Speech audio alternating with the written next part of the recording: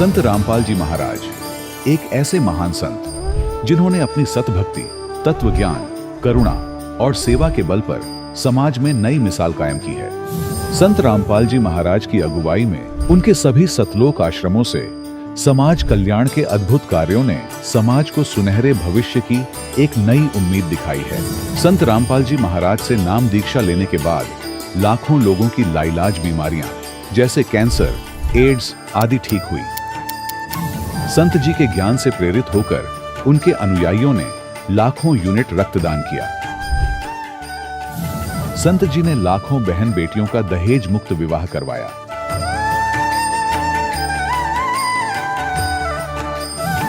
संत जी ने लाखों लोगों का नशा छुड़वाया, करोड़ों उजड़े परिवार बसे।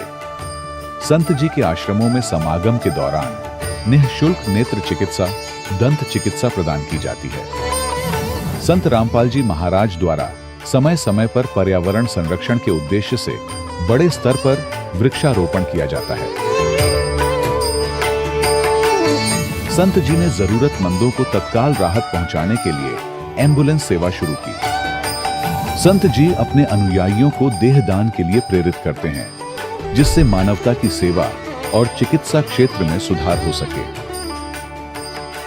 संत रामपाल जी महाराज के सभी आश्रमों में हर रोज निःशुल्क भंडारा आयोजित किया जाता है, जहां हर वर्ग, हर जाति और हर धर्म के लोग एक साथ बैठकर भोजन करते हैं।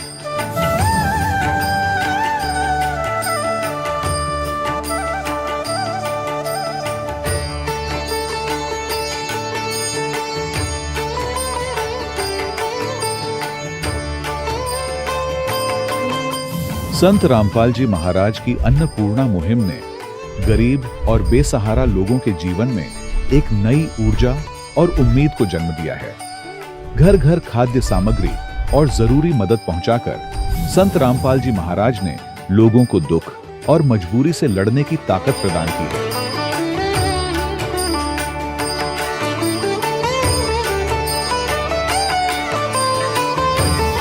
संत रामपाल जी महाराज द्वारा गरीब लोगों के लिए घर बनवाने का अद्भुत कार्य एक ऐसी मिसाल कायम कर रहा है जो सदियों सदियों संत जी की उदारता और दया भावना के तौर पर जाना जाएगा।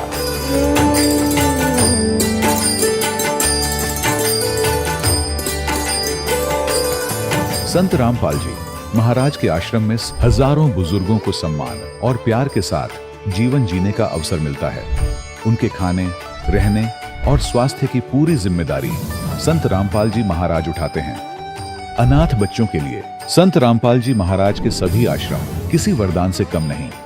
यहाँ उन्हें शिक्षा, संस्कार और भविष्य के लिए बेहतर अवसर प्रदान किए जाते हैं।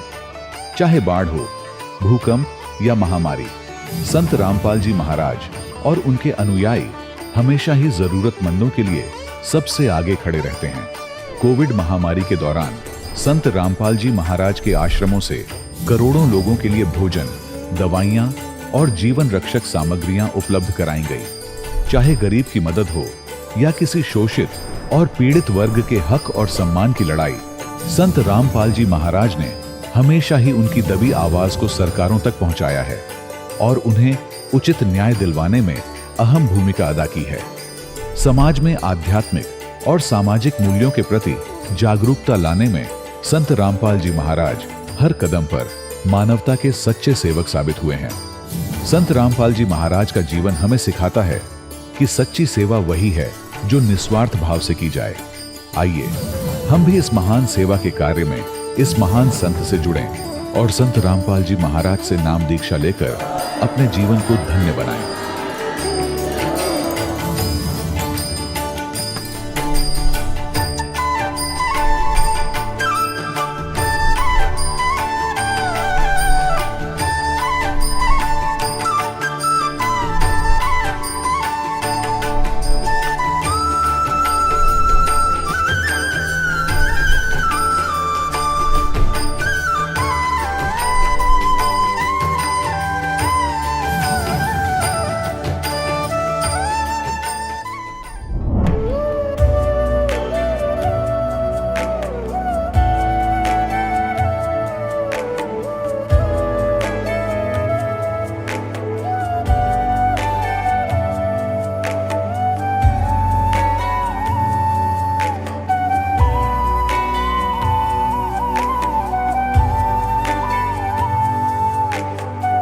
प्रभु राम देव भगवान अल्लाह खुदा ईश आदि नाम एक ही शक्ति के हैं। वो कैसा है, कहां है, कैसे मिलता है, किसने देखा है? ये प्रश्नवाचक चिन्ह पूर्ण रूप से हटाने के लिए अवश्य सुनिए जगत गुरु तत्वदर्शी संत रामपाल जी महाराज के अमृत वचन, सर्व पवित्र धर्मों के पवित्र शास्त्रों के आधार पर। सत साहिब दर्शकों, हर एक इंसान अपने जीवन में मानसिक शांति और समस्याओं से समाधान पाने की तलाश में कई रास्ते अपनाता है। कुछ ऐसा ही सफर तय किया बलौदा बाजार छत्तीसगढ़ की शिखा जी ने। दरअसल शिखा जी अपनी भूत प्रेत बाधा से बहुत परेशान थी और हिंदू धर्म में प्रचलित सभी देवी देवताओं की भक्ति करती थी। परंतु जब उस भक्ति साधना से इनकी भूत प्रेत की बाधा समाप्त नहीं हुई, तब शिखा जी के पिताजी ने अजमेर शरीफ में जाकर यह संकल्प लिया कि अगर हमारी सारी परेशानी खत्म हो जाएगी तब हम मुस्लिम धर्म को अपना लेंगे। परंतु इनकी समस्या का समाधान कहीं भी नहीं हुआ।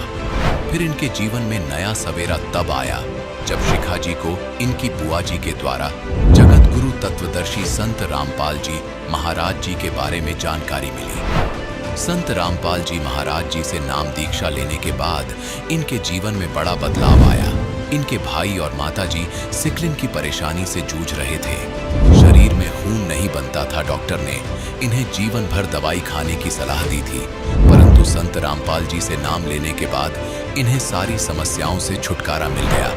और सबसे बड़ा लाभ यह है कि शिखा जी और इनकी माताजी की भूत प्रेत की बाधा समाप्त हो गई। संत रामपाल जी महाराज जी की कृपा से अब शिखा जी और इनका परिवार एक खुशहाल जीवन व्यतीत कर रहे हैं। अब सुनिए छत्तीसगढ़ की शिखा दिवाकर की ये कहानी, उन्हीं की जुबानी। नमस्कार जी। नमस्कार सर। क्या नाम है जी आपका? मेरा नाम शिखा दिवाकर है। शिखा जी आप कहाँ से हैं? डिस्ट्रिक्ट बलौदाबाजार, स्टेट छत्तीसगढ़ से।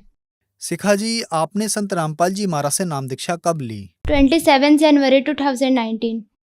शिखा जी क्या आप भक्ति साधनाएं भी करती थीं? अगर आप भक्ति साधनाएं करती थीं तो कृपया हमारे दर्शकों को बताएं कि आपने क्या क्या भक्ति साधनाएं की हैं।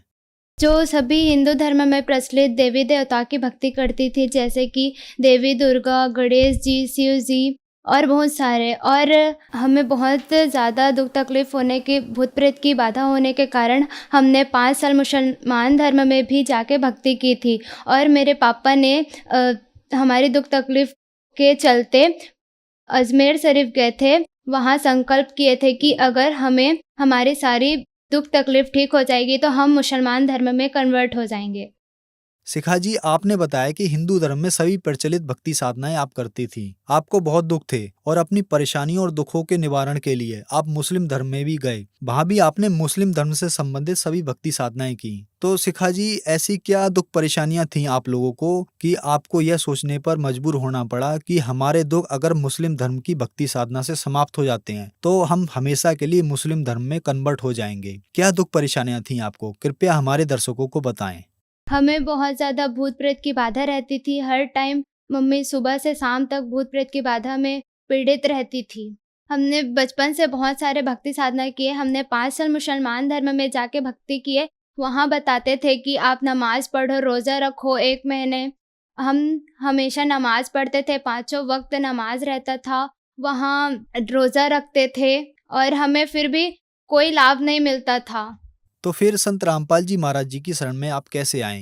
आपको कब लगा कि अब मेरी समस्याओं का समाधान कहीं भी नहीं है, अब मुझे संत रामपाल जी महाराज जी की शरण में जाना चाहिए? मेरी बुआ है लता दासी बिलाईगढ़ से, वो संत रामपाल जी महाराज जी की शिष्य है। उन्हें हमारे दुखों को सुनकर बहुत तकलीफ होता था। तो एक दिन 2-4 भगत भाइयों को लेकर हमारे घर आई और उन्होंने ज्ञान समझाया कि अगर आप संत रामपाल जी महाराज जी से नाम दीक्षा ले लोगे तो आपकी सारी परेशानियां दूर हो जाएगी। तो हमने उनके ज्ञान को समझकर हमने 27 जनवरी 2019 को सांपा नामदान केंद्र में नाम दीक्षा ले ली संत रामपाल जी महाराज से। आपने बताया कि आप बहुत ज्यादा दुखी थी, तो संत रामपाल जी महाराज जी से नाम दीक्षा लेने के बाद आप लोगों को लाभ भी मिले? हमें बहुत सारे लाभ मिले, जैसे कि मुझे भूत प्रेत की बाधा रहती थी और हमेशा बुखार, खांसी, सर्दी, पेट में दर्द वगैरह बहुत ज़्यादा तबीयत खराब रहता था। तो संत रामपाल जी महाराज जी की दया से अब कभी तबीयत खराब नहीं होता, मैं पूरी तरह से ठीक हूँ। और मेरी मम्मी को और भैया को सिकलिन की प्रॉब्लम थी जिसमें खून नहीं बनता, और हमने बहुत सारे डॉक्टरों को दिखाए। डॉक्टर बोलते थे कि इन्हें जीवन भर दवाई खानी पड़ेगी। तो जब से संत रामपाल जी महाराज जी से नाम दीक्षा लिए हैं, तब से एक गोली तक नहीं खाए हैं। और मेरे पापा को पथरी था 11 mm की किडनी में, तो डॉक्टर उन्हें ऑपरेशन के लिए बोले थे, लेकिन संत रामपाल जी महाराज जी से नाम दीक्षा लेने के बाद ऑपरेशन भी टल गया। और मेरे दादा को श्वास की बीमारी थी, उन्हें भी डॉक्टर बोलते थे कि ज़िंदगी भर दवाई खानी पड़ेगी, लेकिन संत रामपाल जी महाराज जी से नाम दीक्षा लेने के बाद उन्हें एक गोली तक नहीं खाई है। और मम्मी और मुझे भूत प्रेत की बाधा ही हमेशा रहती थी, तो अब भूत प्रेत की बाधा हमारे पास तक नहीं आई है। ये इतनी सारी रिपोर्ट है जो कि हमारे घर में सबको प्रॉब्लम रहती थी, उसकी रिपोर्टें हैं। संत रामपाल जी महाराज से नाम दीक्षा लेने के बाद आपको बहुत सारे लाभ मिले। तो जो दर्शक आज आपको टीवी पर देख रहे हैं और वो परेशान हैं आप ही की तरह, जैसे कि आपने बताया कि हिंदू धर्म से संबंधित सभी भक्ति साधनाएं आप करती थी, लेकिन आपको कोई लाभ नहीं हुआ, तो आप मुस्लिम धर्म में गए और 5 साल तक वहां आपने नमाज पढ़ी, रोजे भी रखे, और आप ये भी कह रही हैं कि अगर मेरा रोग ठीक हो जाता तो हम सभी लोग मुस्लिम धर्म में कन्वर्ट हो जाते। लेकिन संत रामपाल जी महाराज जी की शरण में आने के बाद आप लोग ठीक हो गए। तो जो दर्शक आज आपको टीवी पर देख रहे हैं और वो भी किसी न किसी परेशानियों से ग्रस्त हैं, उनके लिए आप क्या कहना चाहेंगे? यही कहना चाहूंगी कि मानव जन्म दुर्लभ है, मिले न बारंबार, तरवर से पत्ता टूट गिरे बहु न लगता डार। जिस प्रकार की पेड़ से पत्ता टूट के गिर जाता है फिर दोबारा नहीं लगता, इसी प्रकार मानव जन्म बार बार नहीं मिलता। कबीर परमात्मा संत रामपाल जी महाराज जी के चोले में आए हुए हैं, आप उनसे उनके सत्संग सुने, पुस्तक पढ़ें और ज्ञान समझें, और नाम दीक्षा लेकर अपने सारे परेशानियां दूर करवा सकते हैं। संत रामपाल जी महाराज से नाम दीक्षा कैसे ली जा सकती है? संत रामपाल जी महाराज से नाम दीक्षा आज अनेकों टीवी चैनलों पर उनके सत्संग आते हैं, उनके नीचे पट्टी दी जाती है, उसमें कॉन्टैक्ट नंबर दिए जाते हैं, उसमें कॉन्टैक्ट करके आप अपने नज़दीकी नाम दीक्षा केंद्र का पता करके और नाम दीक्षा लेकर अपना मोक्ष करवा सकते हैं। धन्यवाद जी। धन्यवाद। दर्शकों, अभी आपने सुने संत रामपाल जी महाराज से दीक्षा प्राप्त करके सुखी हुए भक्त के अनुभव। अब देखिए जगत गुरु तत्वदर्शी संत रामपाल जी महाराज के मंगल प्रवचन। तब वो ऐसा पड़ा पड़ा तड़फ रहा था जैसे पक्षी के पंख कट जाते हैं, उसकी कोई पार नहीं बसाती, ना उड़ सकता ना कहीं भाग सकता, ऐसे तड़फ रहा था। तब इसने घिसड़ के मेरे पैर पकड़ लिए, नीचे आके इस काल भगवान ने, ब्रह्म ने, और पैर पकड़ कर रोने लगा, कहने लगा तू मेरा बड़ा भाई, मैं आपका छोटा भाई। क्योंकि जोगजीत बड़े भाई के रूप में परमात्मा विद्यमान थे और छोटे उत्पात किया करते हैं, बड़े गलती को माफ किया करते। आप बड़े हो, मैं तो आपको परमात्मा के तुल्य मानता हूँ, मुझे क्षमा कर दो, मैंने तो भाई जानकर गलती कर दी, बालक समझकर माफ करो। बुरी तरह गिड़गिड़ाता रहा, तो मैंने कहा माफ कर दिया, कोई बात नहीं, अपनी करनी तू पाएगा। कहने लगा कि आप एक कृपा करो मेरे पर, मेरी कुछ त्रुटि है इस लोक में, वह पूरी करो। आप तो परमात्मा की शक्ति लेकर आए हो, उसके प्रतिनिधि हो। परमात्मा कहते हैं, मैंने कहा बोल क्या मांगता है? कि प्रभु ऐसा करना, आप नीचे जाओगे, हाँ, जीवों को समझाओगे, वो फिर आप सतलोक भेजोगे, हाँ, ऐसे करना, 3 युगों में जीव थोड़े ले जाना। वचनबद्ध कर लिया भगवान को पहले कि फिर मैं मांगूंगा, वचनबद्ध हो जाओगे, वचनबद्ध होगे। 3 युगों में जीव कम ले जाना, चौथा युग जब कलयुग आवे तब आप कितने जीव ले जाना। और दूसरा ये कहा कि आप अपना ज्ञान ले बता करके अपना बनाओ, आपके ज्ञान को मान के हृदय से आपके साथ हो, उनको ले जाना, बाई फोर्स मत ले जाना। मेरे ज्ञान को स्वीकार करके मेरी साधना करे, उसको आप बाई फोर्स ना ले जाना। परमात्मा को पता था कैसे ले जाऊं, तुम पहले ले जाता, ये ऐसे वहां रह ही नहीं सकते, पहले थे ही ना ऐसे, तो पहले अपना ज्ञान से रंगूंगा और इनके अंदर इतनी भक्ति प्रबल करूंगा, जितने भक्तिहीन आप हो चुके हो इतने ही सामर्थ्य आपका पुनः इस साधना से बनाया जाएगा, तब आप वहां पहुंचोगे।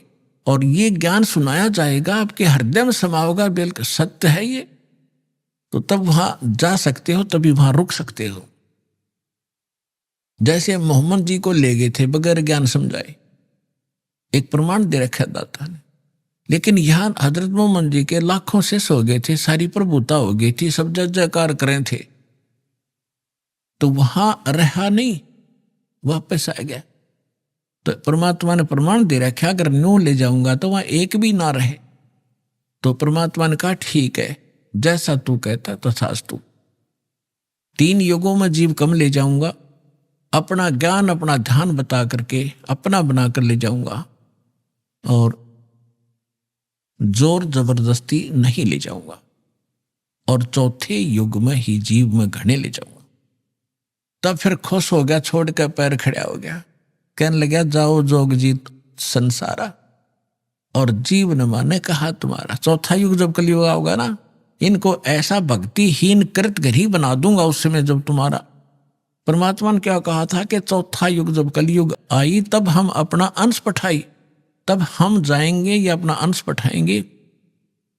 तो काल ने कहा था कि तब तक तो इनको ऐसा कर दूंगा, कलयुग में देवी देवताओं के पुजारी बना दूंगा, पत्थरों पर मत्था टेकते फिरेंगे, तीर्थ धामों का आदि कर दूंगा, और कोई भी तुम्हारी बात को नहीं मानेगा। जब तुम जाओगे, जाओ जोग जीत संसारा, और जीव न माने कहा तुम्हारा, जीव तुम्हारा कहा न माने, हमरी ओढ़ हो बाद बखाने। उनको ऐसे ऐसे नकली झूठे रंग से रंगवा दूंगा अपने दूत भेज भेज के, कि आप बताओगे सच्चा ज्ञान और वो करेंगे विरोध। तू कहां से आ गया फिर माँ विष्णु महेश के माता पिता बताने वाला, सिर फोड़ देंगे तेरा और तेरे नुमाइंदे का चले जाना। परमात्मा बोले यह चिंता तूने नहीं है, आपने जो मांगा हमने दे दिया, अब हम जाने और हमारा काम जाने। काल ने कहा था विनती एक हमारा, सो ना कहियो जो से मेरा हो बिगाड़ा। फिर क्या कहा है कि पुरुष दीन जस मोकू राजू, तुम भी देवो मुरा होयो काजू। विनती एक करो सो ताता, वचनबंद मानो हमारी बाता। वचनबंद होकर हमारी बात मानो हे बड़े भाई तात। सतयुग त्रेता द्वापर माही, तीनों युग जीव थोड़े जाही। 4था युग जब कलयुग आवे, तब तो शरण जीव बहु जावे। ऐसा वचन हर मोय दीजे, तब संसार गवन तुम कीजे। अब आपको कबीर सागर को दिखाएंगे। अपने आत्माओं परमेश्वर ने धर्मदास जी से कह दिया था, धर्मदास मेरी लाख दुहाई। और जो मूल ज्ञान है, मूल मंत्र है और यथार्थ ये भक्ति विधि है, सार शब्द है, ये अभी किसी को बताना नहीं। धर्मदास मेरी लाख दुहाई, ये मूल ज्ञान सार नाम की तबार न जाई। मूल ज्ञान और सार नाम बाहर जो पढ़ी, ये बिचली पीढ़ी हंस नितर ही। और मूल ज्ञान को तब तक छुपाई जब तक 12 पंथ ना मिट जाए। काल ने कहा था कि जाओ जोग जीत संसारा, जीव न माने कहा तुम्हारा। जीव तुम्हारा कहा न माने, हमरी ओढ़ हो बाद बखाने। और फिर परमात्मा ने कहा था कि कलयुग में अपना एक कबीर नाम से पंथ चलाऊंगा, और फिर मैं अपने जीवों को समझाऊंगा। तो काल क्या कहता है, हे साहेब तुम एक पंथ चलाओ, जीव उभार लोग ले जाओ। एक पंथ तुम आप चलाओ, जीवन को सतलोक पठाओ। 12 पंथ करूं मैं साजा, मैं तेरे ही नाम से सतपुरुष सतलोक सचखंड कबीर नाम से 12 पंथ चलाऊंगा। 12 पंथ करूं मैं साजा, नाम तुम्हारा ले करूं आवाजा। 12 यम संसार पठाऊं, अपने 12 काल के दूत भेज दूंगा संसार में, और नाम तुम्हारा ले पंथ चलाऊं। प्रथम दूत प्रगट मम आई, और पीछे अंश तुम्हारा जाई।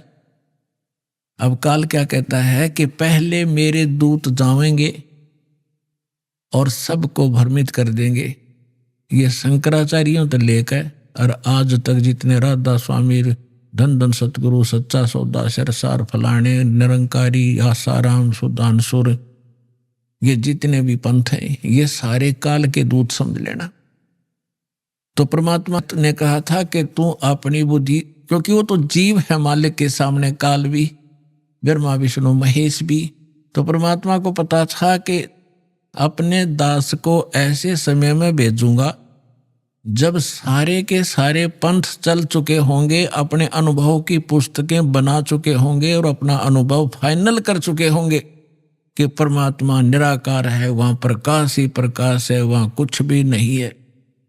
और फिर मेरा दास जाएगा सभी सदग्रंथों से प्रमाणित करके मेरी प्यारी आत्माओं को मेरा भेद बतावेगा। और ये बिचली पीढ़ी परमात्मा ने पुण्यात्मा हिसाब लगा के देख लो, दास ने वो जमाना भी देखा है, हाथों से ऐसे पशुओं का चारा हमारे माता पिता दादा काटा करते थे पिताजी। फिर ये चली थी हाथ से मशीन, वो भी देखा। फिर इलेक्ट्रिक सिस्टम से चलने लगे, कट कट कट हाथ से चक्की पीछा करते, वो उसमें भी देखा। और कहीं हमने ट्रैफिक नहीं देखी और कोई टेलीफोन संचार सुविधा नहीं उपलब्ध थी। अब अभी सन 2000 से इधर 1997 के बाद परमात्मा ने डूंडा उठा दिया, पूरा विश्व को शिक्षित कर दिया। शिक्षा देना अनिवार्य समझा, नहीं तो शिक्षा सबसे बड़ी खतरनाक है आपके लिए। आपको कहाँ ले जाकर छोड़ दिया, बम उड़ाने लग गए। 2 दिन का जीवन है, कल मृत्यु हो जा। या बन रहे वैज्ञानिक बनना था, इस सच्चे ज्ञान को समझना था, परमात्मा के लोक में जाना था, जहां जाकर फिर कभी दुख नहीं होता। और हमको बेईमान बना दिया, अहंकारी बना दिया। छोटी सी पोस्ट प्राप्त करके कोई IAS IPS डॉक्टर इंजीनियर बन जाता है, चौधरी पाक जाए नवांडी पाक का, कल मृत्यु हो जाए, परसों गधा बन के खड़ा होगा। क्या है ये आंखें कहाँ गई आपकी? तो काल ने इनमें मोतिया बंद कर दिया कि आगे भी कुछ है, वो नहीं ध्यान में आने देता। तो परमात्मा को पता था कि मेरा दास जब जाएगा, शिक्षित किया। ये इंटरनेट है, इंटरनेट, ये यूट्यूब, टीवी चैनल और मोबाइल के अंदर ऐसे सिस्टम ये मनुष्य बना दे। मनुष्य यही थे, 40 लाख वर्ष हो गए इनको। हमने वो भी इतिहास तो आपने देखा होगा, पीछे कैसे घोड़ों पर ऊंटों पर लद्दे हंडा करते, और एक रथ बना रखा था जो बहुत बड़ा अच्छा वाहन माना जाता था, राजा लोग बैठते थे। और उसमें एक रेडू के अंदर एक बुग्गी में 6 घोड़े खच्चर जोड़ कर घसीटे फिरा करते थे। कहाँ थी वो अकल जीव में? अब दाता ने दया करी है आपके ऊपर कि जिन सदग्रंथों को आप सत्य मानते हो उनका रहस्य आपको मालूम नहीं है। नकली काल के दूत आपको मिसगाइड किए बैठे हैं। सिलेबस को नहीं जानता वो टीचर कहेगा, और टीचर कहलाता वो दुश्मन है विद्यार्थियों का। तो हमारे दादे परदादों के जीवन नाश कर दिए नकलियों ने, भूत बना दिए, झूठी कहानी सुना के। तो परमात्मा का मालूम था कि तब मैं अपने दास को भेजूंगा और वो फिर ऐसे इंस्ट्रूमेंट बना के दे दूंगा, एक स्थान से रिले होगा। पूरे विश्व के मेरे बच्चे उन सदग्रंथों से मुझे पहचान रहे होंगे और गद गद हो रहे होंगे, और सत्य और असत्य का निर्णय करके नकलियों को त्याग कर उस एक असली पंथ में ज्वाइन करके अपना जीवन सफल करेंगे। मालिक ने सुनियोजित कर रखा था।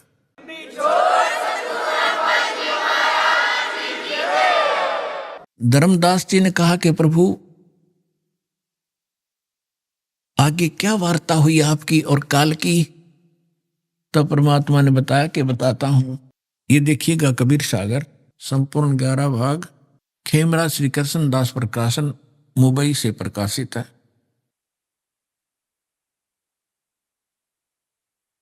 कबीर सागर ज्ञान सागर प्रथम खंड, कबीरपंथी भारत पथिक स्वामी युगलानंद बिहारी द्वारा पुरस्कृत।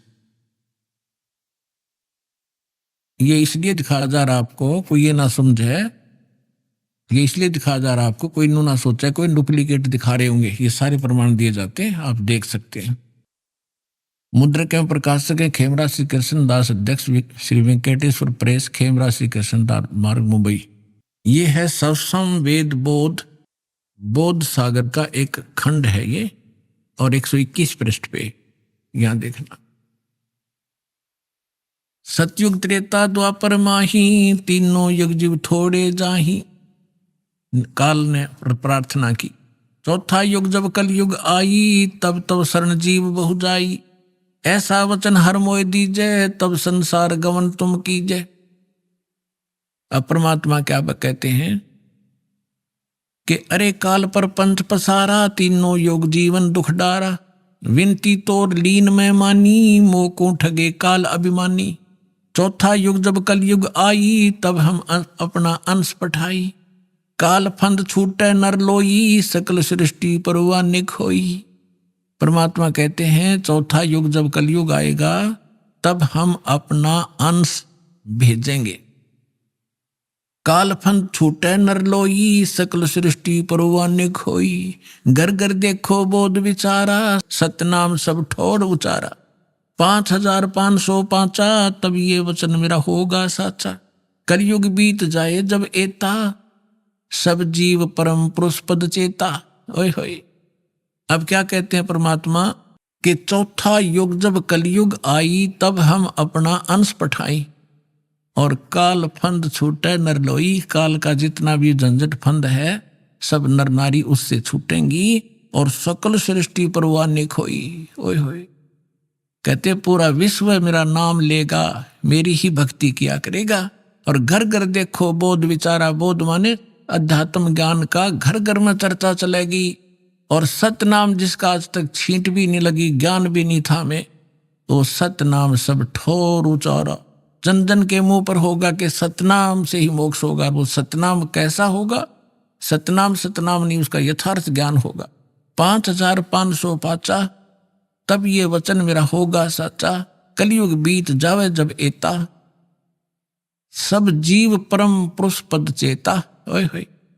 सभी जीव परमात्मा के उस यथार्थ पद यानी उस स्थान के, गीता अध्याय नंबर 15 के श्लोक नंबर 4 में लिखा है कि तत्वदर्शी संत की प्राप्ति के उपरांत उसके पश्चात परमेश्वर के उस परम पद की खोज करनी चाहिए, जहां जाने के बाद साधक फिर लौटकर कभी संसार में नहीं आते।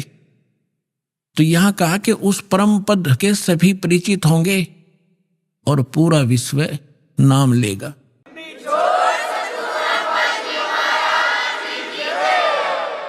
अब देखिएगा, ये सवसम वेद बोध चल रहा है। हम इसके 171 पृष्ठ पर आगे 121 हमने पढ़ लिया।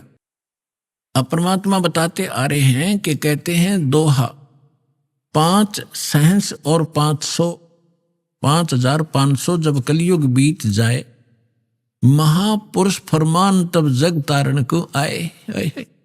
हिंदू तुर्क आदि सब जेते जीव जहान, सतनाम की साख गह ये पावे पद निर्वाण। परमात्मा कहते हैं कि जब कलयुग 5500 वर्ष बीत जाएगा, उस समय एक महापुरुष आवेगा और परमात्मा का यथार्थ फरमान सुनावेगा। और सभी जितने भी हिंदू तुर्क जितने भी जीव हैं संसार में, और सतनाम की साख ले गह व पाव पद निर्वाण, जो सतनाम ग्रहण कर लेगा वो सभी जीव उस मोक्ष को प्राप्त करेंगे, जहां जाने के बाद साधक फिर लौटकर कभी संसार में नहीं आते। देख फिर कहते हैं सतनाम की साख गह सब पावे पद निर्वाण, यथा शरीतगण आप ही और मिले सिंधु में धाये, सत सुकृत के मद तिमी वो सब ही पंथ समावे। अब परमात्मा कहते हैं कि जैसे ये भिन्न भिन्न मार्ग बन गए, पंथ बन गए, हिंदू धर्म मुस्लिम सिख ईसाई अलग अलग बट गए, तो उस सच्चे ज्ञान को सुन और समझ के ये पुनः वापस एक होंगे। जैसे समुद्र के अंदर बगैर निर्बाध ना डटे नहीं डटती दरियाएं, अपने आप जाकर शीघ्रता से तीव्रता के साथ उसमें समा जाती हैं। इस ज्ञान से परिचित होकर के सभी मानव अपने अहम और अपनी इन विभाजित सीमाओं को तोड़ के ऐसे जबरदस्ती आवेंगे, कोई रोक नहीं सकेगा। जैसे दरिया को समुद्र में जाने से रोका नहीं जा सकता। देखना, यथा शरीतगण, शरीतगण माने दरियाएं, आप ही मिले सिंधु माने समुद्र में, धाय माने दौड़ के स्पीडते, और सत सुकृत के मध्य में जो एक पंथ चलाया जाएगा उसमें सभी पंथ समावे। ऐसे जब लग पूर्ण होए नी ठीके को तिथिवार, कपट चातुरी तब लो और सब संवेद निराधार है।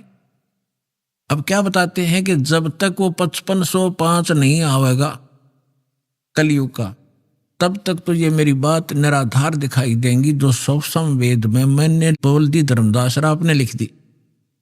और जब वो 5500 वर्ष कलयुग का आवेगा, ठीक ठीक माने निर्धारित समय। पहले ये देसी भाषा हमारे यहाँ की, पहले ये कहा करते कि जैसे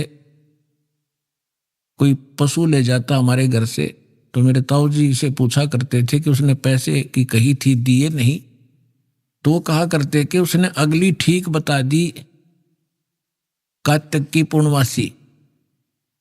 ठीक माने आगा दिन धर दिया कि उस दिन ये पैसे दूंगा। तो यहां परमात्मा कहते हैं मैंने यह ठीक रख दी कि 5505 जब कलयुग आओगा, उसके बाद पूरे विश्व में ज्ञान फैलेगा और सारा संसार मेरा शेष होगा। मेरी भक्ति करेंगे मेरे बच्चे, मुझे पहचानेंगे और सारे एक होंगे जो भिन्न भिन्न बाटों में बट गए विभागों में।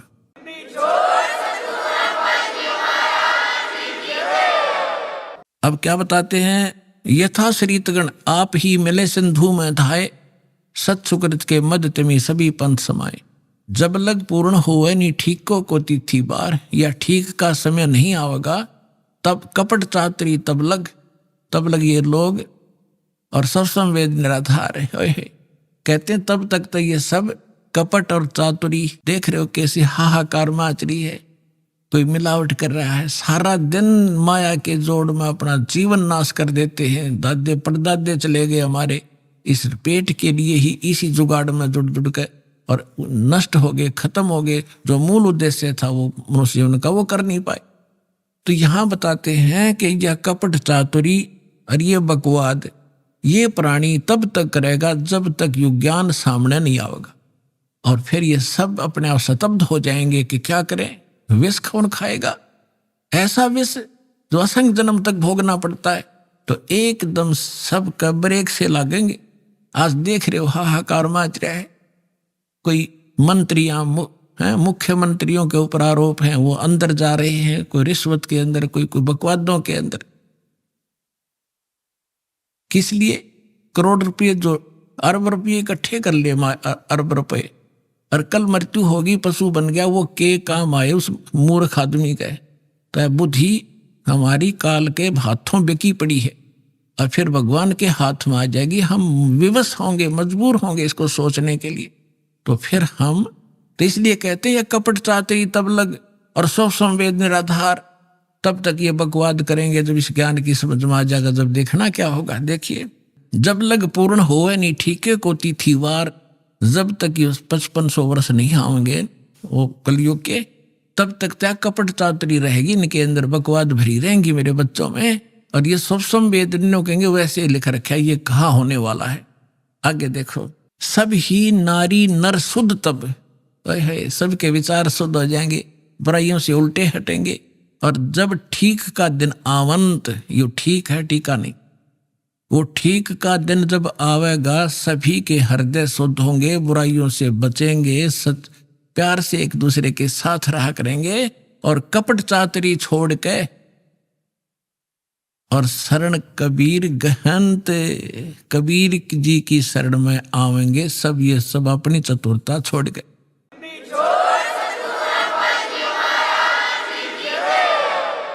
एक अनेक हो गए, पुनः अनेक हो एक, हंस चले सतलोक सब, सभी हंस सतलोक चलेंगे। एक से अनेक हो गए, कोई नारे नारे मजहब धर्म बन गए, ये पुनः अनेक हो एक, वह सब एक होंगे और हंस चले सतलोक सब, सतनाम की टेक।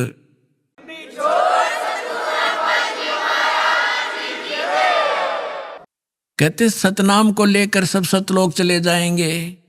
घर घर बोध विचार हो, दुर्मति दूर बहाए, और कलयुग में एक हो गए सब बरते सहज सुभाए। ओए होए, कहते हैं घर घर बोध, मेरे ज्ञान का घर घर चर्चा होगी पुण्यात्माओं। आज ज्ञान गंगा बरवाला आश्रम, सतलोक आश्रम और इस दास का नाम घर घर में चर्चा हो रही है कि Kabir is God, Kabir is God. और घर घर ज्ञान बांटा जा रहा भगवान का।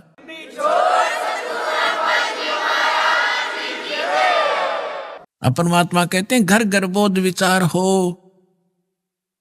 ये ज्ञान घर घर चलेगा, दुर्मति दूर बहाए, और कलयुग में एक हो के, ये लिखण में प्रिंट है, गड़बड़ है, सोई और बरते सहज सुभाए। ये दास देख रहा है या कैसे दोनों हाथ बच्चे दान कर रहे हैं, इतने अनमोल मिशन को सफल करने में ये कितना सहयोग दे रहे। पहले तो हमारी नीत थी दुनिया को लूटने की, और अब हमारी नीत बन गई लूटने की।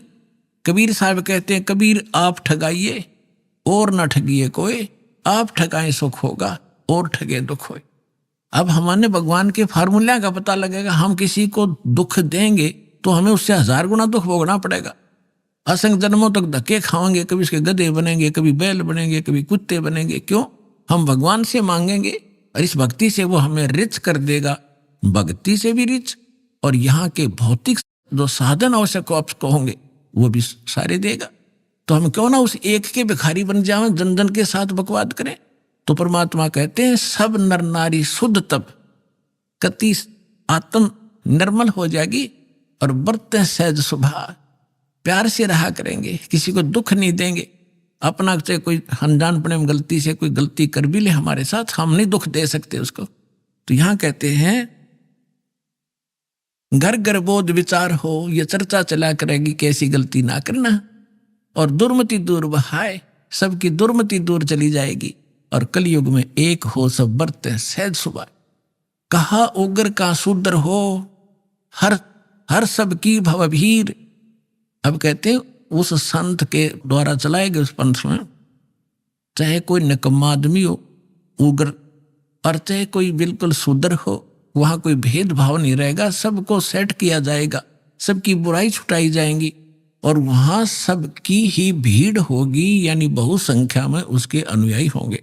कहा उग्र का शूद्र हो, हर सबकी भवभीर, और सो समान दृष्टि है वो समर्थ सत कबीर। उस पंथ का चलाने वाला ये समझ लेना वो समर्थ कबीर ही होगा, जो सबको समान दृष्टि से व्यवहार करेगा, वह ऊंच नीच नहीं रहेगी।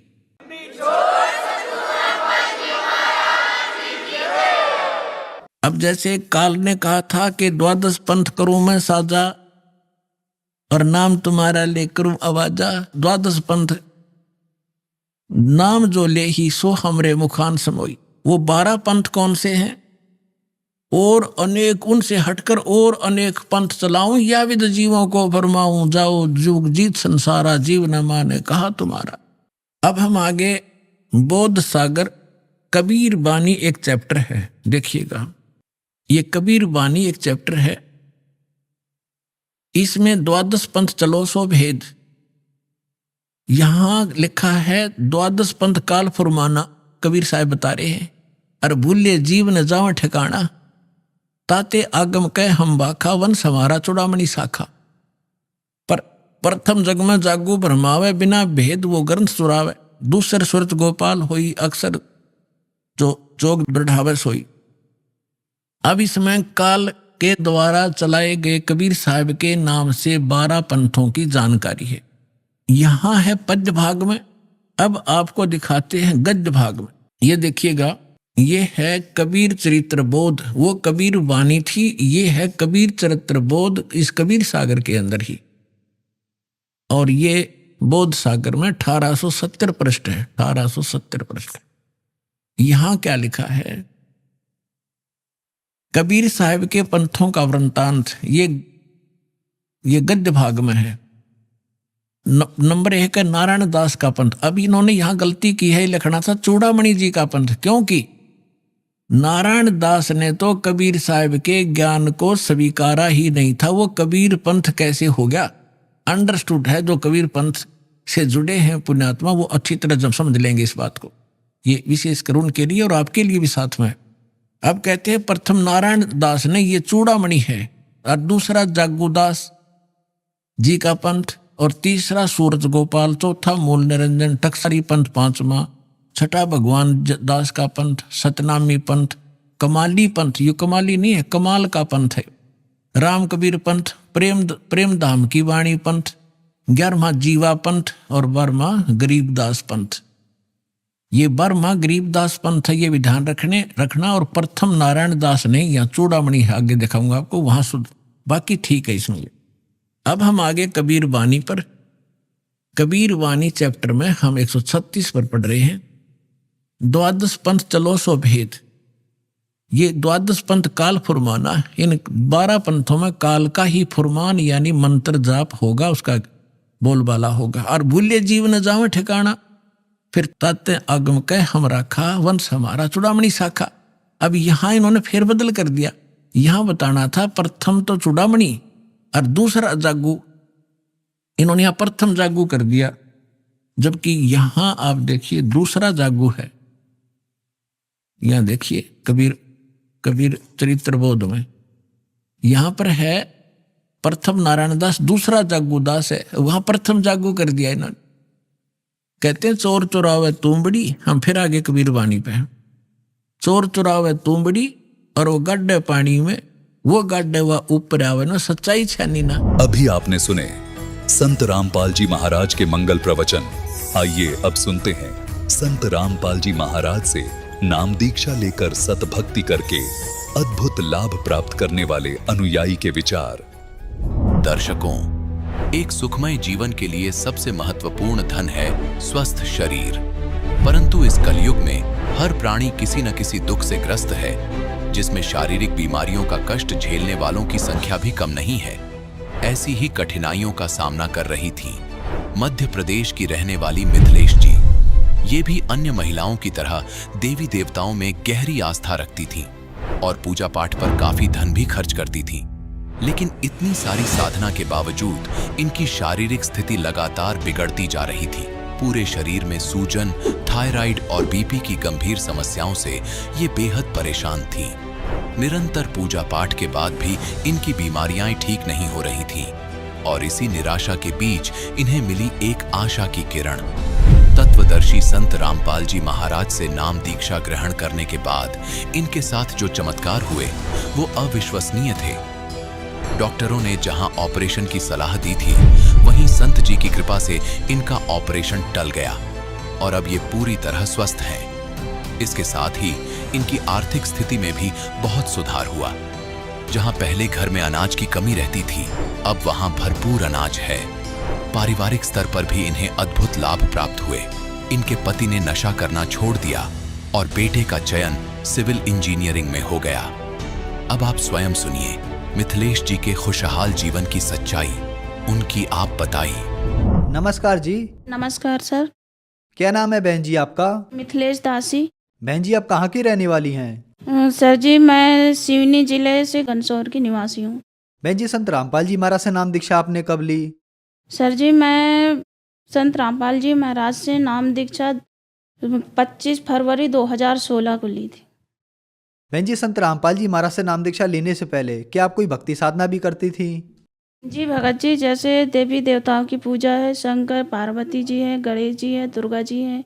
सर जी जैसे नवरात्रि होती थी तो एक साल में नवरात्रि जो आती थी, दशहरा का समय जो आता था, उसमें हम लोग 12 साल करीबन तक के दुर्गा जी का प्रतिमा रखे और प्रतिमा के साथ साथ में फट से जो बैठकी होती है उससे जो भी पूजन सामग्री लगती है वो सारे के सारे देते थे भगत जी हम लोग। उससे अनेक भक्त सारे पाने के एक साल का हमको लगभग 32 से 34 हज़ार का खर्चा पड़ता था भगत जी। इसके बाद में भी मैं बहुत ज़्यादा बीमार रहती थी भगत जी। 2012 से 2016 तक मेरी इतनी ज़्यादा तबीयत खराब थी भगत जी कि मैं कुछ बता नहीं सकती। मेरा पूरा फूलन पूरे शरीर में पूरे ऐसे लगे जैसे कपड़े तनस रहे हो, जैसे पैरों में इतने गड्ढा हो जाते थे भगत जी चप्पल पहनने से।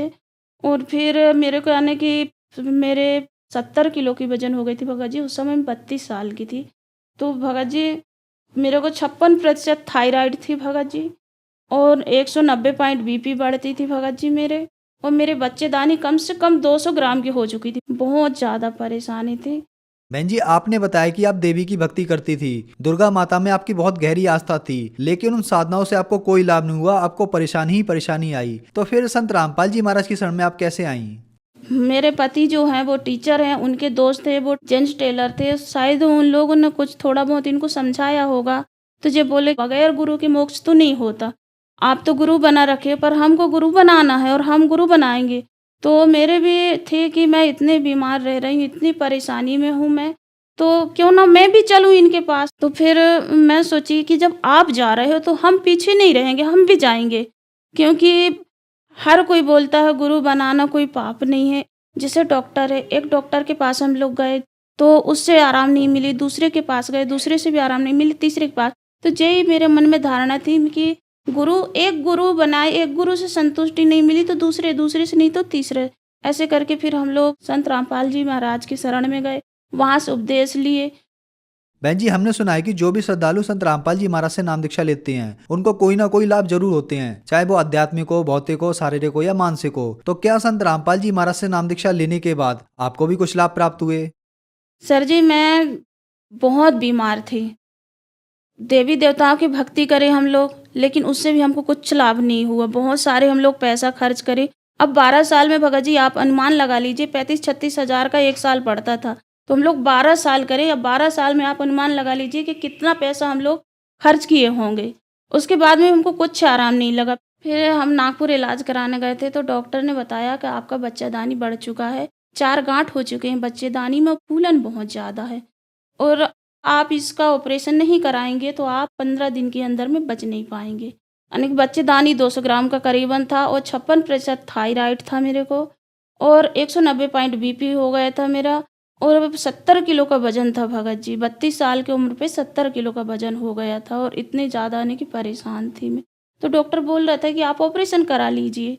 तो हम बोले, उस समय हमारी आर्थिक स्थिति भी सही नहीं थी, तो ऑपरेशन के लिए डॉक्टर बोला कि आपको नगद केस 5,000 रुपये देना पड़ेगा आपको करके बोला।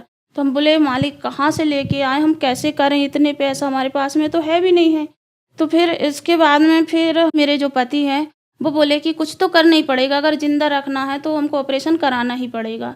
और मेरे 2 बच्चे भी हैं, तो मैं सोची अगर मैं कहीं मर गई तो मेरे बच्चों का क्या होगा, इसलिए मैं डर भी रही थी। तो फिर इसके बाद में फिर हम लोग वापिस आए, 15 फरवरी का डेट लेके आए ऑपरेशन का।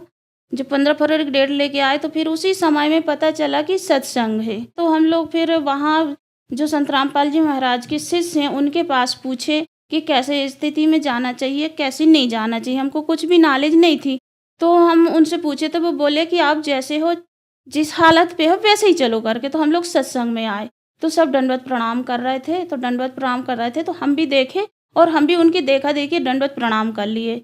दंडवत प्रणाम करे, उस समय में मेरे पति है ना वो हाथ पकड़ के चला रहे थे, मैं अपने उससे चल भी नहीं पा रही थी और ना बैठने के काबिल भी नहीं थी मैं। फिर वहाँ साजपानी धनोरा संत रामपाल जी महाराज का सत्संग था वहाँ पे, तो वहाँ लेके गए, वहाँ पे बैठे, दंडवत करे, सारे दिन बैठे उस दिन। सर जी हम बहुत सारे दिन बैठी, जबकि मैं 10 मिनट बैठना मेरे लिए बड़ी मुश्किल की बात थी। तो मैं उस दिन सारे दिन बैठी, 9 फरवरी को सारे दिन बैठी, मैं नीचे ज़मीन पे बैठी, जबकि मैं ज़मीन पे भी नहीं बैठ पा रही थी, कुर्सी पे बैठ रही थी। तो सारे दिन बैठी। फिर वहाँ पे भंडारा बना, खाना बना, वहाँ पे खाना में सारी चीज़ें बनी जो आने की मेरे खाने के काम की नहीं थी, वो सारी चीज़ें बनी। तो साथ वाले जो संत रामपाल जी महाराज की जो शिष्या बहन थी, तो वो बोले कि चल खाना खा लेते हैं। तो मैं बोली खाना नहीं खाना है, मेरे परहेज चल रहे हैं और डॉक्टर ने ऐसा ऐसा बोला हमें नहीं खाने की। तो बोले नहीं आज तू खाना नहीं खा, आज संत रामपाल जी महाराज की यहाँ के प्रसाद समझ के खा ले। तो मैं बोली चलो ठीक है, बहुत दिन हो गए मैं खाई भी नहीं हूँ खाना, तो चलो आज मैं खा ही लेती हूँ, मरूँ या जीऊँ जैसा भी हो, जैसा भी करना हो ठीक है, चलो मैं खा लेती हूँ। तो उस दिन मैं चावल, सब्जी, दाल, रोटी, रायता, पूड़ी, पकवान जो भी वहाँ था सारे की सारे चीज़ें खाई। और उस दिन से बगैर नाम लिए हुए, संत रामपाल जी महाराज से नाम नहीं लिए थे, नाम लेने के पहले हम लोग को 9 फरवरी से सत्संग सुनते ही हमको आने की लाभ होने चालू हो गए। सबसे पहले तो हमारा जो बीमारी था वो दूर हो गया। मैं उस दिन खाना भी खाई, सारे दिन बैठे भी। अब सत्संग बहुत समय का होता है, करीबन 2.5 से 3 घंटे का होता है, तो हम लोग 2.5 से 3 घंटे वहाँ पे बैठे। जो 10 मिनट बैठना मुश्किल थी वो 2.5-3 घंटे बैठ ले, वो बहुत बड़ी बात है। तो फिर वहाँ बैठी, वहाँ से खाना खाई, मैं सारे खाना खाई, नमक मिर्ची सारी चीज़ें जो मैं खा नहीं रही थी, 4 साल से नहीं खा रही थी, वो मैं वहाँ खाई। खाने के बाद में मैं घर आई। घर आने के बाद मेरे को इतना हल्का लगा, इतना हल्का लगा जैसे मेरे सर से सारे बोझ उतर चुके हैं। ऐसे मेरी बीमारी बगैर संत रामपाल जी महाराज की शरण में गए ठीक हो गई। फिर हमने सोचा कि क्यों ऑपरेशन कराएं, ना कराएं ऑपरेशन, हम सीधे चले जाएं संत रामपाल जी महाराज से नाम लें और अपना कल्याण कराएं। फिर हम लोग 25 फरवरी को 4 व्हीलर करके और जबलपुर गए। जबलपुर से संत रामपाल जी महाराज जी से नामदान लिए और नाम लेके आज हम ना एक गोली खा रहे हैं। आज अभी मैं 3रा साल खत्म होने वाले हैं मेरे। मैं अभी ना तो कोई थायराइड की गोली नहीं ले रही हूँ, ना बीपी की नहीं ले रही हूँ और ना कोई बच्चेदानी की, ना मेरे को बुखार चढ़ा है, ना सर्दी जुकाम, ना कुछ नहीं हुआ। संत रामपाल जी से नाम उपदेश लेने के बाद में ना मैं कोई गोली खाने की आवश्यकता पड़ी मेरे को, और ना ही तो कोई दवा, ना ऑपरेशन, ना कुछ नहीं। आज मैं स्वस्थ हूँ। फिर सर जी इसके बाद ना गाड़ी है घर में, वो गाड़ी तो बच्चे बोला कि चाबी दे दो मम्मी, मैं सिर्फ एसी भर चालू करूँगा, इसके अलावा कुछ नहीं करूँगा। तो वो पता नहीं कैसे कैसे गाड़ी चालू किया। चालू करते हुए गाड़ी इतनी स्पीड से भगी, गाड़ी एकदम सर कह के मेरे तो हाथ पैर सूख गए कि मैं कही बस अब मेरे बेटा की जान आज बचने वाली नहीं है। फिर एक मोटरसाइकिल को धक्का मारी गाड़ी। मोटरसाइकिल से जाके एक सब्जी की वो हाथ ठेला होती है, उसको जाके धक्का मारी। और उसको धक्का मारने के बाद में सामने एक बच्चा था, करीबन 3-4 साल का बच्चा था। वो बच्चा के ऊपर से गाड़ी चली गई ऐसे। वो बच्चा नीचे गाड़ी के बोनट के नीचे और बच्चा ऊपर से गाड़ी चली गई। और जो बच्चे की माँ थी वो गाड़ी के ऊपर ऐसे बोनट पे ऐसे टंगी और फिर बाद में बोल रही थी कि मेरे कोई हाथ पकड़े थे। हम बोले ये तो हमारे संत रामपाल जी हैं और इनके अलावा कोई नहीं है, ऐसा कोई चमत्कार नहीं कर सकता। तो फिर वो जो फ्लैक्स लगा थे, संत रामपाल जी का फ्लैक्स था, अवस जानी वाला रोड के पास ऐसे पुलिया है, वहाँ पे लगा है। तो वहाँ पे जाके गाड़ी रुक चुकी थी। तो फिर हम लोग उनका इलाज कराए, वो बच्चे का इलाज कराए। तो डॉक्टर बोल दिया नहीं यहाँ पे नहीं होगा। तो उसके यहाँ पे हाथ पे जो यहाँ पे लगी थी, यहाँ पे और पैर पे लगी थी बच्चे को, वो 3-4 साल के बच्चे का। तो फिर लेके आए घनसौर, वो बोले हमारे डॉक्टर है उसके पास करो। तो एक साहू डॉक्टर है उसके पास लेके गए। तो वो बोलने लगा कि नहीं इसका हम कुछ नहीं करेंगे, ये तो हमारे बस का नहीं है, आप इसको जिला अस्पताल ले जाइए। हम लोग जिला तो नहीं ले गए पर जो तहसील में अस्पताल रहती है वहाँ लेके आए। तो वहाँ पे जो डॉक्टर है, बड़े डॉक्टर है, तो उसको दिखाए तो बोले नहीं इसमें तो कुछ नहीं है। बोले आप चाहिए अस्पताल और अस्पताल पे इसको धुलवा के लेके आइए, फिर मैं दवा लगा देता हूँ। तो ऐसे करे उसको लेके गए। फिर उसने बोला कि अगर 24 घंटे में इसको बेहोशी नहीं आई, उल्टियाँ नहीं हुई, तो सोचना बच्चे का कुछ भी नहीं है करके। तो हम लोग 24 घंटे का वेट किया। 24 घंटे के बाद में कुछ नहीं हुआ। फिर भी हमने सोचा कि बच्चा है, चलो भाई इसका CT स्कैन करा के देखें। तो सर जी फिर हम जबलपुर अनंत हॉस्पिटल लेके गए, जो जबलपुर में सबसे बड़ा हॉस्पिटल, वहाँ लेके गए। वहाँ उसका हम लोग CT स्कैन कराए, कुछ भी नहीं निकला। वहाँ एक भी इतना सा भी खरोंच नहीं निकला उसको, जबकि 3-4 दिन बाद ले गए थे और बहुत सारे खरोंचें लगी थी, सर में लगी थी, मुंह में, पैर में, हाथ में, पर कुछ भी नहीं निकला। और फिर इसके बाद उन लोग जिसके बच्चों का जो हुआ था एक्सीडेंट, उन लोग सारे इलाज कराने के बाद में रिपोर्ट दर्ज करा लिए। बोले हमारा ऐसा नहीं किया, वैसा नहीं किया, ये नहीं किया, वो नहीं किया, ऐसा करके किसी ने उनको बहका दिया। तो वो रिपोर्ट दर्ज करा दी। रिपोर्ट दर्ज कराए तो हम बोले चलो भाई अब गलती तो हुई है, जैसा भी हो। मेरा बच्चा 16 साल का था, तो हम सोचे कि बच्चे का केस ना बने, नहीं बच्चे का भविष्य बर्बाद हो जाएगा। मैं संत रामपाल जी के यहाँ पे अरदास लगाई कि हे मालिक आप मेरे गुरु हो और गुरु होने के नाते आप मेरे बच्चे की रक्षा करना। तो फिर वहाँ बच्चे का नाम नहीं आया थाना पे, ना बच्चे का नाम लिखाया उन्होंने, ना कुछ नहीं, ना गाड़ी का नंबर बताया, कुछ भी नहीं बताया। उनको कुछ भी पता नहीं थी, बस इतने बोले थे कि काले कलर का कार है, बोले उससे एक्सीडेंट हुआ है। मेरे पति हैं वो टीचर हैं, तो सरकारी टीचर हैं, तो उनकी पहले सैलरी बहुत कम थी भगत जी, बहुत कम थी। 2256 रुपये मिल रहा था उस समय में। और आज संत रामपाल जी की दया से 35,000 रुपये है सर जी। हम लोग आज आर्थिक स्थिति से भी अच्छे हैं। हम लोग को ये लग रही थी कि हमारे यहाँ कोई मेहमान न आए। हमारे यहाँ मेहमान आते थे तो हम लोग पीछे के दरवाजे से जाके किसी के घर से आटा चावल मांग के लाके उनको खिला रहे थे। बहुत आने की इतनी स्थिति गंभीर थी हम लोग कि इनके जैसे प्रशिक्षण में आना है, तो प्रशिक्षण में आने के लिए किराए के पैसे नहीं होते थे। तो किराए के पैसे नहीं होते थे तो ये पैदल चल के आते थे कि प्रशिक्षण के लिए। फिर जब हम संत रामपाल जी से जुड़ चुके, उनसे नाम उपदेश लेने के बाद में हमारे पास में संत रामपाल जी महाराज की दया से कुछ खेती भी खरीदी, हमने ज़मीन खरीदा कुछ, उसके बाद में गाड़ी भी खरीदी, दुकान भी डाले, आज दुकान भी सही चल रहा है, आज घर भी अच्छा है, 2 व्हीलर भी है, 4 व्हीलर भी है। और फिर मेरा बच्चा जो है वो उसका 10वीं बैच से सेलेक्ट हो गया, पीपीटी का परीक्षा दिया था उसने, तो संत रामपाल जी की दया से घर बैठे मैसेज आया कि आपका बच्चा का पॉलीटेक्नोलॉजी कॉलेज जबलपुर में सिलेक्ट हो गया है, आप जल्दी से जल्दी बच्चे को भेजा दें। तो 1 दिन का डेट दिए थे, उस समय भी मेरे पास पैसा नहीं थे। मैं बोली कहाँ से इतने पैसा लेके आऊँ, कैसा करूँ कैसा ना करूँ। फिर पड़ोस में कुछ रहते हैं पड़ोसी, तो उनसे मैं 5,000 रुपये मांगी, तो 5,000 रुपये मांग के और मैं अपने पति और अपने बेटे को जबलपुर भेजाई। तो वहाँ पे सारे दिन खड़े होना पड़ा, 12 बजे से शाम के 5 बजे तक। फिर इसका नंबर लगा, इसका एडमिशन हुआ। तो एडमिशन में हम लोग पहले ITI पे करा दिए थे इसका एडमिशन, तो ITI पे एडमिशन कराए तो वो वहाँ से अंकसूची में लिख के गया था कि इसका टीसी इसलिए निकल रहा है कि ये ITI कर रहा है, तो उन लोग ITI वाले ने काटा नहीं। फिर वो बोले कि आपका एडमिशन तो नहीं हो पाएगा, बोले आप लोग ऐसा लिखवा के लाए, इसको सुधरवाइए। जब हो गया एडमिशन और समय भी नहीं है, तो फिर हमने बोला कि नहीं, अब हम तो परमात्मा ही यानी कि संत रामपाल जी दया करेंगे हमारे बच्चों पे। तो हमने उनसे डेट मांगा कि भाई देखिए आप एडमिशन कर लीजिए, सर जी एडमिशन कर लीजिए, आप बोलोगे तो हम कल लेके आ जाएंगे शाम तक के। तो बोले ठीक है, आप कल इसको ठीक करा के लेके आ जाना। तो बच्चे का फिर सिविल इंजीनियरिंग में एडमिशन भी हो गया और आज बच्चा सिविल इंजीनियरिंग कर रहा है और छोटे वाला 12वीं कर रहा है इस साल, संत रामपाल जी की दया से। मेरे पति पहले शराब भी पीते थे, शराब भी बहुत पीते थे और तंबाकू खाते थे और पान तो अगर सुबह पान नहीं मिला तो सोचो खाना नहीं पचता था उनको।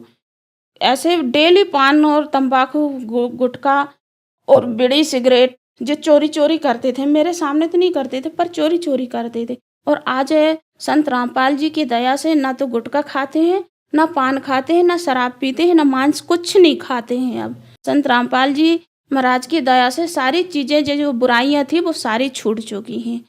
अब हम लोग घर में भी अच्छे हैं और सब चीज़ से अच्छे रह रहे हैं। बहन जी, संत रामपाल जी महाराज से नाम दीक्षा लेने के बाद आपको बहुत सारे लाभ प्राप्त हुए। जो श्रद्धालु आज आपको देख रहे हैं, आप उन्हें क्या संदेश देना चाहेंगी? सर जी, मैं उन बहनों से या उन भाइयों से मैं हाथ जोड़ के प्रार्थना करना चाहती हूँ कि मानुष जन्म दुर्लभ है, मिले न बारंबार, तरुअर से पत्ता टूट गिरे बहु न लगता डार। अगर मानुष जन्म मिला है तो हमको सद्भक्ति करना चाहिए और सद्भक्ति हमको ग्रंथों से मिलेगी और ग्रंथ का बताएंगे संत रामपाल जी महाराज। उनके अलावा इस विश्व में कोई भी ऐसा नहीं है जो सद्भक्ति हमको बता सके। तो हम इन बहनों से मैं यही प्रार्थना करती हूँ कि सत्संग सुने। शाम के चैनल पे सत्संग आती है संत रामपाल जी का, प्रतिदिन सत्संग सुने।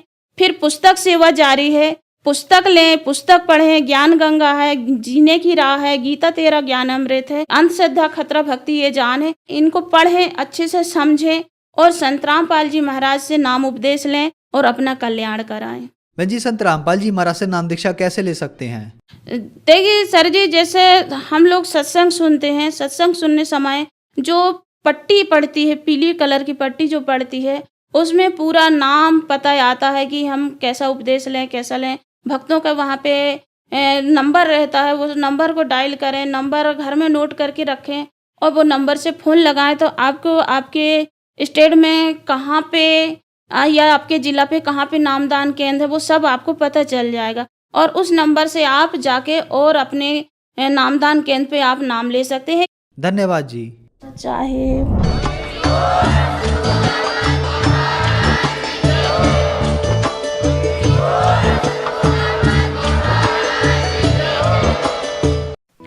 आप सुन रहे थे जगत गुरु तत्वदर्शी संत रामपाल जी महाराज के मंगल प्रवचन। अधिक जानकारी के लिए संपर्क करें।